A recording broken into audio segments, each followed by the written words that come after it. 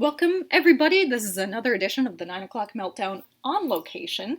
We're actually in an antique shop in the west end of Duluth, and I am here with Rob and Teressa. I got it right. And they are the owners and creators of Lampsntime. And now to kind of give a little background, it's steampunky, Victorian leather, gears, watches, whatever else you can think of. And you guys kind of create all this from scratch, correct? Yes. All right, awesome. How did this endeavor start? Well, it actually started a few years ago when I wanted to create a lamp for myself. Okay.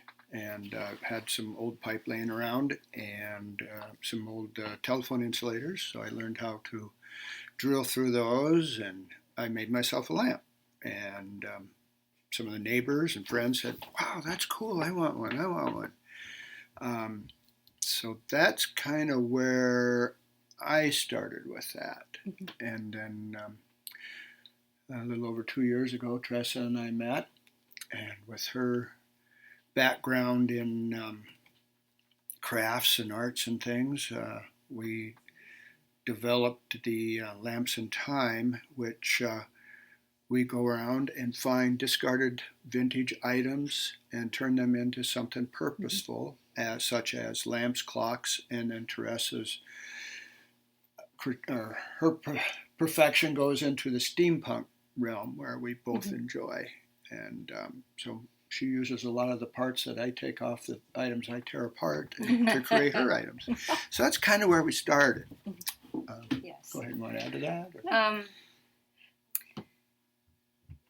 Did you guys meet at like a Renaissance festival? I know when I met the two of you, you were all decked out in this Victorian steampunk time-traveling outfits. They matched perfectly. I mean, yeah, you've got, I wish I could describe it to people, you've got the lace, and then the leather, and then the gears, the watch gears, bullets up the side of a boot, just all these things. Did you meet at like a Renaissance festival? How did you guys meet? We met on Match. That's awesome. He had this long, wordy profile, and I went, looks like we have some stuff in common. I would know. Yeah.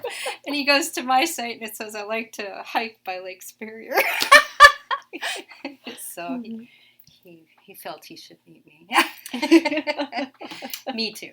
But we both, like you said, we both like going down to the Renaissance Festival. Yes. And obviously we were there many times. If it didn't meet at that time, wasn't meant to be yet. But so a couple of years ago, we decided to go and go with steampunk, because we've both been there and noticed that they had a lot of people dressing up as steampunk, and we kind of like that era of creating items out of items that you've used, and then with a touch of fantasy, because then it's just like, well, you can go anywhere. Yeah. And so we decided to go as bride and groom, of course, the first time. So she took my tuxedo and cut the front off and added tails to the back and started making all these cool little steampunk accessories. And so we went as bride and groom. And then after that, it was like, oh, we got to do this more often. So we've done that like 3 other times. The following year, actually last year, we went as photographers for steampunk.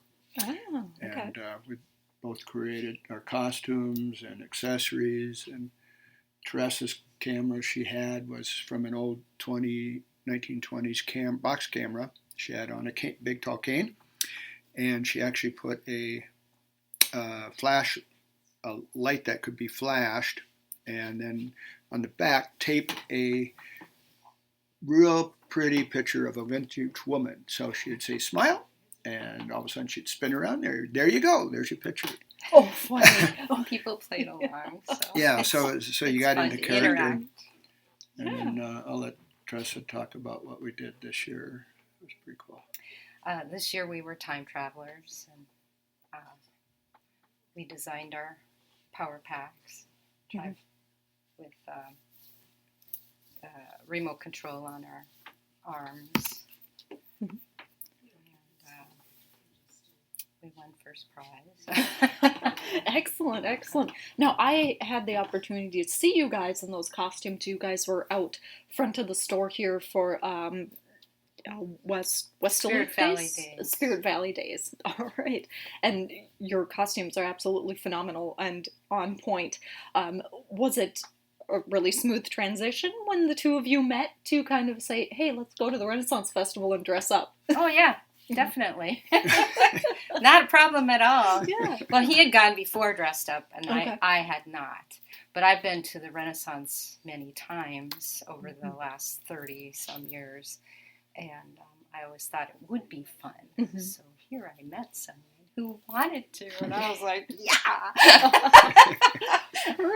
Perfect. So it worked out well. Mhm. That was a smooth transition. Excellent. And now, Teressa, how did you get into the arts and crafts? I mean, the stuff that you guys make is absolute art. It's absolutely phenomenal and stunning, and like it is not stuff that you'd find on Amazon, maybe Etsy, but it's art, and it's functional art as well. Thanks. What got you into the crafting side of things? Is it Um, a hobby that you had? I worked in medicine for years and years, for all my adult life, and here and there I would do stuff with my kids. Okay. No real organized arts and crafts, just a box and let's make something. But we saw the need for parts and accessories, and I know how to sew, and I know how to do this and that. And so between Rob and I, we discovered that I could make stuff. And it was fun. Yeah. It is fun. And I think with me, I've always been a person that likes to tear things apart to see how they work. Okay. Even as a little kid, I was tearing toys apart and tried to figure out how they work, and then try to figure out how to put it back together, of course. So I think that was part of the interest. I know in doing our power packs, it was a combination of a wooden silverware drawer. For the main pack, it was mounted to a child's motorcycle protective plate that we beefed up for comfort. Mm-hmm. And then on that, one of the packs had a remote control powerboat that had gears that ran it through the water. So mounted that on Teressa's backpack, and then we mounted some, I'm sure some of you know, the older people know of the old cookie presses. Mounted a couple of those on there, and those were some engines, I guess. And then everything was remote control, of course, because then there goes the future part. And so, yeah, we made some gauntlets that had the transmitters on it and a bunch of other gadgets so we could operate other items on the backpacks to, I don't know, have fun with it. Yeah, so I think that's part of my fun. I mean, just even yesterday, I came across a paintball rifle. Okay. And you look at something when you're out, and that's part of the fun too, is just going out picking stuff. And shopping for things and trying to figure out what you're going to do with it. So had it sit there on the shelf, and you look at it, and all of a sudden it says, well, I need to be a lamp. Well, then you tear it all apart, try to figure out how to tear it apart, and then later on you put it back together into a lamp. And we just brought it in today. So it's really neat. Did I know I had this artistic ability? Absolutely not. It just happened. And we're having a riot with it. Yeah. Well, it sounds like you found somebody that can speak to your artistic side as well. Oh, absolutely. Yeah. We fell into a lot of things like that. And we both retired just recently, over a year ago now, so that's even good. So we have even more time to go play. I was going to ask, where do you guys scout for these things? Do you go to rummage sales? Do you go to other antique stores? We thrift. You thrift, so okay. We'll go to Ashland, we'll go to Moose Lake, we'll go to the cities here in town. And then estate sales, some garage sales. And then sometimes neighbors just come over and they know what you're doing and go, hey, can you do anything with this? And sometimes they go, yeah, or, I don't know, but I'll take it. We'll take it. Yeah. Wonderful. Now, do you guys start off with an idea in mind? I mean, like, with your time travel idea, do you start off with an idea and go out and try to find those things? Or do you just stumble upon things that you find interesting or could be used later on? I tend to stumble on things, and I'll have like a plethora of items on my workbench for inspiration, and I look at it and I think, okay, what are you? You know, and go from there. Our time travel packs, we had an idea, and then just kind of looked for what's it going to be, you know, how's it going to pull together. Yeah, those two costumes evolved over about a year because we decided last year that we wanted to go as time travelers, and so so it took about a year because, like Teressa said, you put something on the bench, you look at it and go, okay, what am I going to be? What am I going to look like? How do I function? And then you look for parts or look through all our bins to what we have, and so a lot of times, that's the fun of it. You go out looking for things, and just spotting something will give you an idea. The other day, I don't know if you remember the old sprinkler lawn tractors that would follow a hose along the lawn and stuff. Oh, okay. Yeah, I've been looking at those, trying to figure out what can I do with that. Well, that is a floor lamp now. It's the base, and it goes up to a sprinkler head that has bulbs coming out of another type of sprinkler head, and so it just evolves. All right, very cool. Now we are on location in an antique store here in the West End, where you guys actually have your shop, located in their basement. How did this come about? Did you guys kind of set out with the idea of selling your stuff? Did it happen organically? Did the shop owner, who was very nice, by the way, I just met her, did she reach out to you guys? How did that happen? Well, it started out actually doing shows, like the Duluth Junk Hunt that's actually coming up. There's a couple of shows in Cloquet that I started with doing that because somebody said, "Oh, you need to get your stuff out." Because we also repurpose furniture too. Oh, okay. Because we have to have something to set our lamps on. True. Okay. And you're sitting on an antique bench right now, so exactly. So we started that way, and then Joanne, the owner of Duluth Antique Marketplace, reached out to us and said that we have a spot for you if you ever wanted to come down and look at it and think about doing something like that. She says your items would be fantastic here. So a couple of years ago, we decided to try a little spot, and seemed to work out. But we were both working then, so we didn't really want to have something where we had to keep full, because we like to do things as we want. And so it's been 2 years now, and it's really worked out. And we've got a following that people come down and look to see what we've made next. And a lot of people are following the steampunk items, because you not only use it for the Renaissance, but you can use your costumes and the pieces for concerts. Things like the Enchanted Forest Ball and what else? That was fun. Yeah, and then the Duluth Con that's coming up. In October, 18th, in October. At the Encounter. So it's not just a once-a-time-year thing where you can dress up and go do that. It's anytime. Yes, what did I buy from you guys? Quiver. Yeah.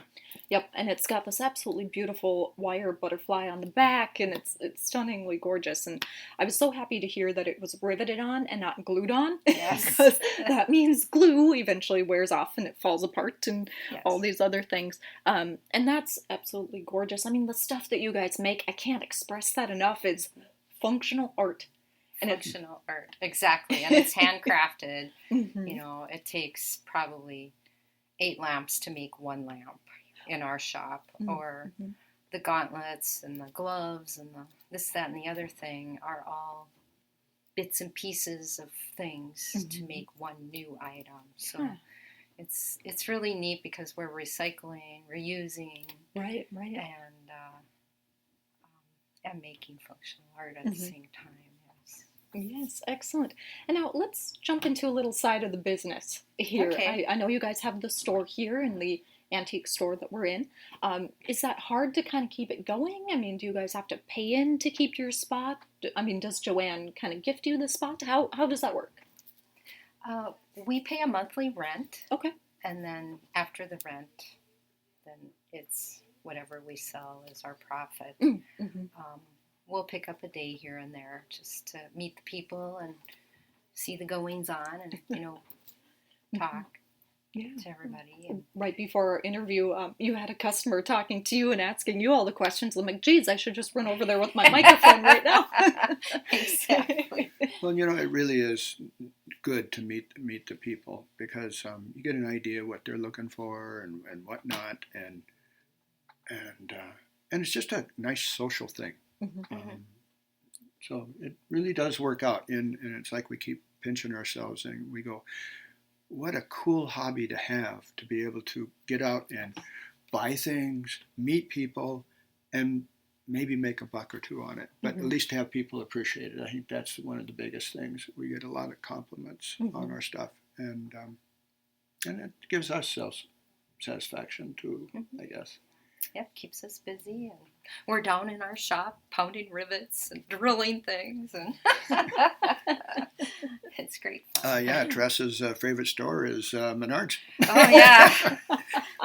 Lots of rivets and screws and bolts. And, yeah. Perfect. Was it kind of hard to teach yourself how to do riveting and, cut the leather piece exactly the way that you want it? And was it trial and error? A little bit, yes. Rob is stronger than me. Sounds like there's a little frustration there, too. I squeeze that riveter, and it's like, I can't get it. But, yeah, it goes pretty well. Do you guys do custom orders? I mean, are you allowed to... Do you allow yourself to do custom orders, is what I should ask. That's really a tricky question. We have... And one problem in doing that is somebody will come along with and say, okay, I've got this family heirloom that's 120 years old, and I want a lamp out of it. And I have broken some family heirlooms in creating things. Sometimes you got to drill into this stuff or attach things, and they're old, and even something new will break. So that's happened.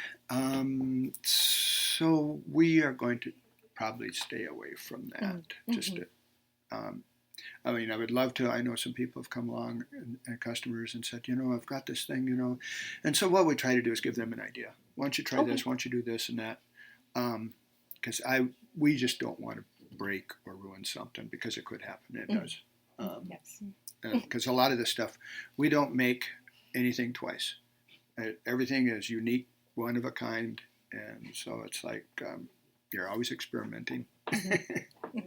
Yeah, I remember the first time I came down here was with one of my girlfriends, and she said, you gotta see this little steampunk shop. And originally you were in the corner that we're in right now, and I just walked over and I was just enthralled. And every time I looked at something, I saw something new on it. I mean, you've got so many little things placed in with the larger thing, and oh my goodness, I mean, I can't express it enough. It's absolute art, and it's absolutely beautiful and lovely. Thanks. Thank you guys so much. Thank you.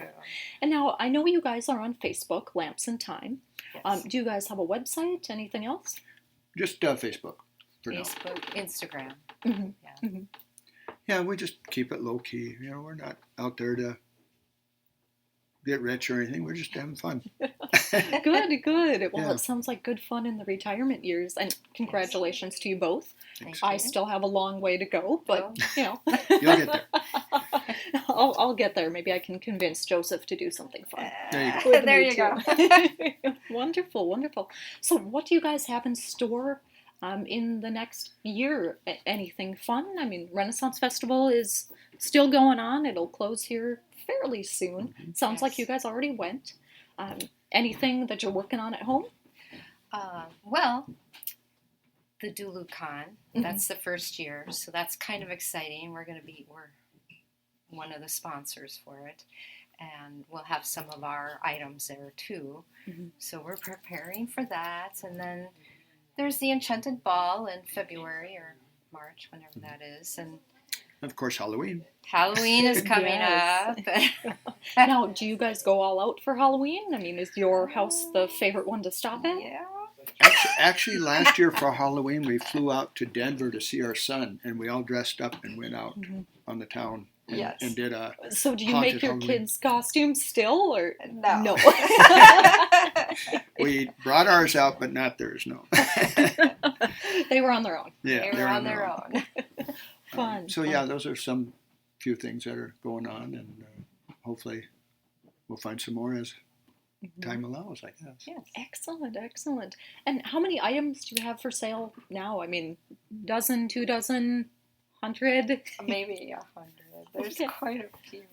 There's 42 lamps. There's 42 lamps, probably. 42 lamps? Yeah, 20 clocks, and who knows how many Steampunk items. steampunk items from.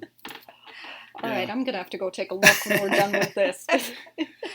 Yeah, Joanne here at Duluth Antique Marketplace has been very good about the electric bill for us. We do put in LED lamps, so that okay. saves some Light energy and bulbs. stuff. Yeah, yeah. Light bulbs, yeah. So when you're shopping for light bulbs, and, you know, I had the old-timey, I don't even know what they call them, Edison bulbs? Mm-hmm. Yep, I had the old-timey Edison bulbs in my old apartment. Now, do you guys stock up on those for your lamps, or is it kind of, you see what the object looks like? I really like the Edison style bulbs, but again, like you said, or like we mentioned, it's a little more expensive to run, and so we thought, well, maybe pass the cheaper running bulb onto the customer. So we try to purchase LED lamps or bulbs when we can. But I do like the looks of the Edison bulb more. But, you know, it depends what it is. It's like we just did a paintball gun into a lamp, and Teressa says, well, why don't you put a blue bulb in it to simulate the paintball? There you go. So that one's got a blue bulb. So, Rob, is it hard to kind of put wires through things? I mean, do you Absolutely. really have to dismantle stuff to get it wired right? The wiring is probably the hardest thing. It can take hours to fish, because once you start putting something together, you got to make sure that the wire goes through, it doesn't get pinched, and everything is safe. And we try to, everything that we make, like an example on a blender lamp, we try to make it, the buttons that are on the item do something. So the buttons on the blender will actually dim the lamp. The trigger. The trigger on the paintball gun will turn off the lamp. So we try to do something like that. Oh, the Hello Kitty toaster. The button that you push down to eject the toast, that actually turns the lamp on and off. So we try to make it actually do something, simulate what you're supposed to do with it, but it turns up the light on and off. But yes, it's everything is safe and up to standard. A lot of your vintage antique lamps weren't, and so a lot of that stuff is converted and changed. Yeah, I don't want anybody to get shocked. Or No, not at all. Well, as you were saying that, it reminded me, my grandmother recently passed, and we went through her house, and she kept almost everything. And I mean, there was a lamp that still had the cloth cord on it, and I was just like, ha ha ha. You know, but back then they thought that was safe. So, yeah. I mean, how many have you come across like that you just got to cut off and call it a day? Lots. And that there's plenty of those. But what's kind of fun is you can get the new cloth now to so for some of the lamps we've bought some of the old looking cloth, which is new cord, and made them into that. So it's just like I said, everyone is different. Everyone is challenging, and like Teressa said, sometimes you just got to put it on the bench and sit there with your cup of coffee and think about it, and hopefully it'll come to you what it's going to be. Excellent. And now the name, Lampsntime. I mean, it sounds pretty self-explanatory, but I gotta ask, who came up with the name first? Was it a joint effort? Was it just kind of something that clicked right away? Was it joint or not? I can't remember. I think I came up with it. Did you? Okay, I couldn't remember. We were trying to come up with a name for what we did, and Mm-hmm. lamps and time, lamps and clocks, because that's where we were at that point. Mm-hmm. But as steampunk came in, That fit that's right in. time and Mm-hmm. light, and so it just fit right into the name. Mm-hmm. Excellent, guys. Excellent. So you've got a Facebook page, Lampsntime. You're up on Instagram. Yeah. You've got a couple things in the works, and you've got a ton of lamps down here. Yeah. Excellent. So if somebody wants to reach out and maybe meet you at the shop, how can they do that? Just on Facebook? Or? Yes, they can leave us a message on Facebook. And you or guys are very Instagram. responsive. Thank you so much. We try to answer as quickly as we can. Mhm. And Still learning Facebook. That's okay. So am I, and I'm the Facebook generation, apparently. Yeah, so. Yeah, we're always happy to reach out and talk to people and see what their comments are. And if they have a question, please ask, because we're eager to answer. And you can also comment at Duluth Antique Marketplace's website, too, and they'll find us. All right. Wonderful. Wonderful. Rob, Teresa, thank you so much for taking time out of your Saturday to come and meet me and meet me at your shop as well. Thank you. Oh, thanks, Crystal. Thank you Appreciate for it. asking. Yes, of course. And good luck with the future Lamps and Time endeavors. Yes. All right. Thank you much.